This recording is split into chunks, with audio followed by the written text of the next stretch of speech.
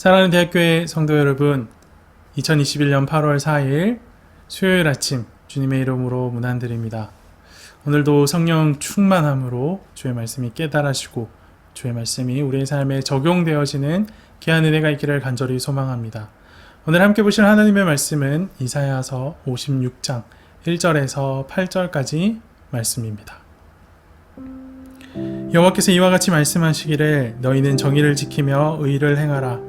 이는 나의 구원이 가까이 왔고 나의 공의가 나타날 것임이라 하셨도다. 안식일을 지켜 더럽히지 아니하며 그의 손을 금하여 모든 악을 행하지 아니하여야 하나니 이와 같이 하는 사람, 이와 같이 굳게 잡는 사람은 복이 있느니라. 여호와께 연합한 이방인은 말하기를 여호와께서 나를 그의 백성 중에서 반드시 갈라내시리라 하지 말며 고자도 말하기를 나는 마른 나무라 하지 말라.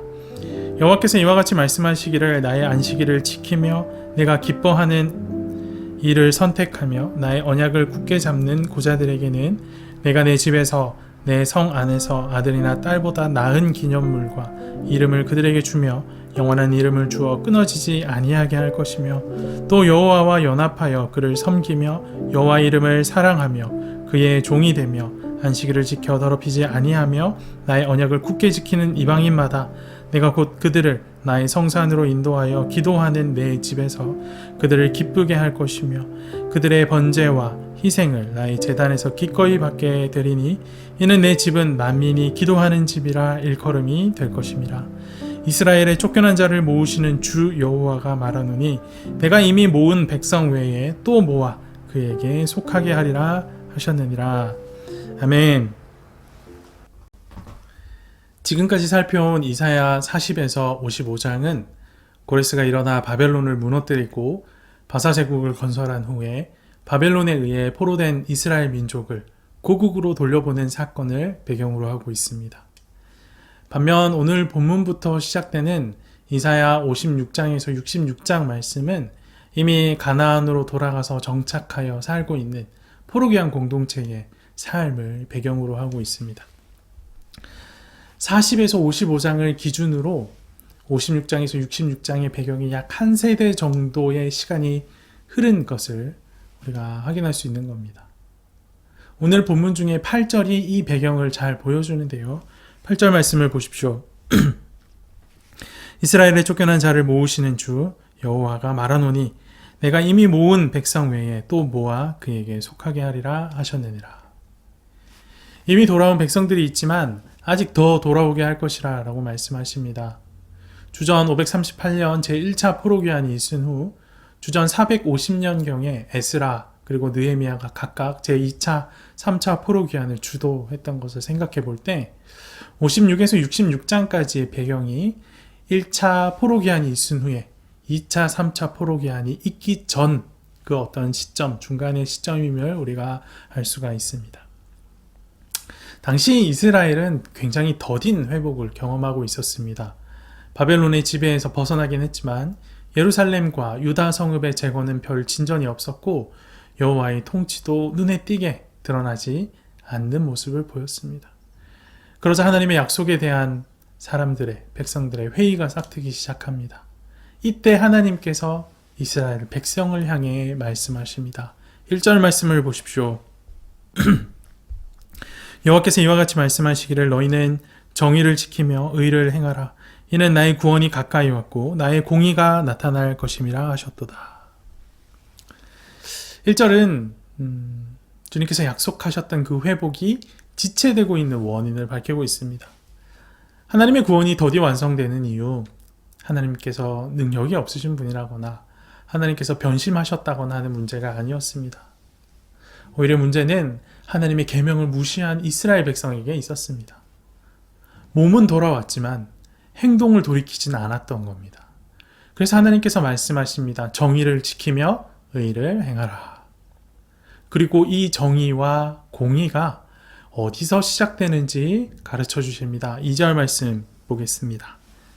안식일을 지켜 더럽히지 아니하며 그의 손을 금하여 모든 악을 행하지 아니하여야 하나니 이와 같이 하는 사람, 이와 같이 굳게 잡는 사람은 복이 있느니라. 정의와 공의가 바로 안식일을 지키는 것에서 시작된다라고 주께서 말씀하십니다. 안식일은 하나님의 창조와 구원을 기억하고 기념하는 날이지요. 그러므로 안식일을 지킨다는 것은 내 생명의 탄생과 내 생명의 유지가 다 주님께, 하나님께 달려있다 하는 신앙 고백입니다.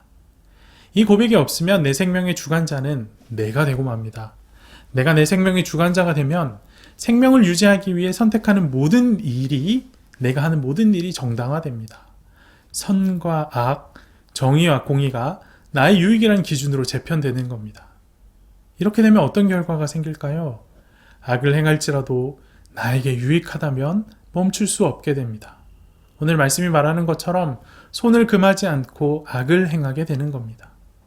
이처럼 안식일이 무너지면 악의 기준도 무너지고 악행을 멈출 힘도 잃게 되는 겁니다. 그렇게 하나님께서 말씀하십니다. 안식일을 지킴으로 세상과 구별되어 하나님 백성의 정체성을 지키라고.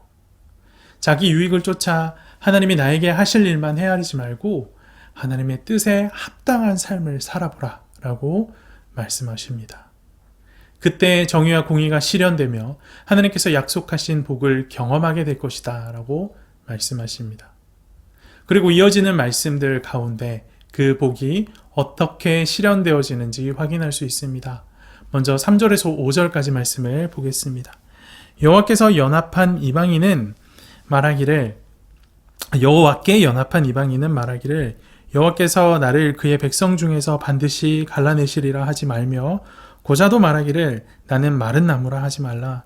여호와께서 이와 같이 말씀하시기를 나의 안식일을 지키며 내가 기뻐하는 일을 선택하며 나의 언약을 굳게 잡는 고자들에게는 내가 내 집에서 내 성 안에서 아들이나 딸보다 나은 기념물과 이름을 그들에게 주며 영원한 이름을 주어 끊어지지 아니하게 할 것이며. 자식이 기업인 시대에 후손이 없다는 것은 큰 불행이었습니다.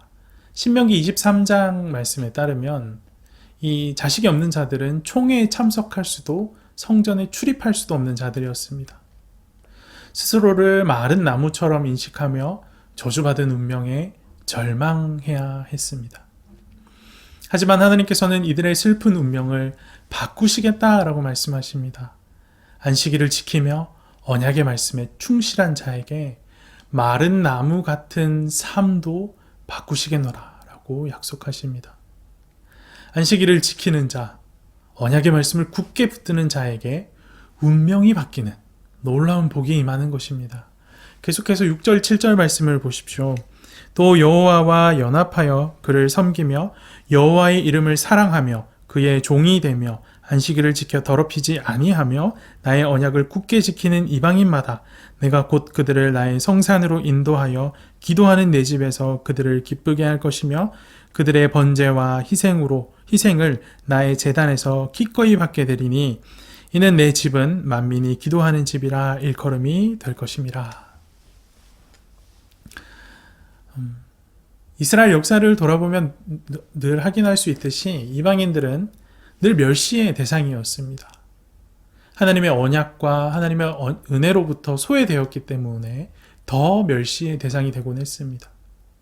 이들은 이스라엘 백성들과 동행할지라도 백성으로서 어떤 책임과 권한도 가질 수 없는 존재들이었습니다.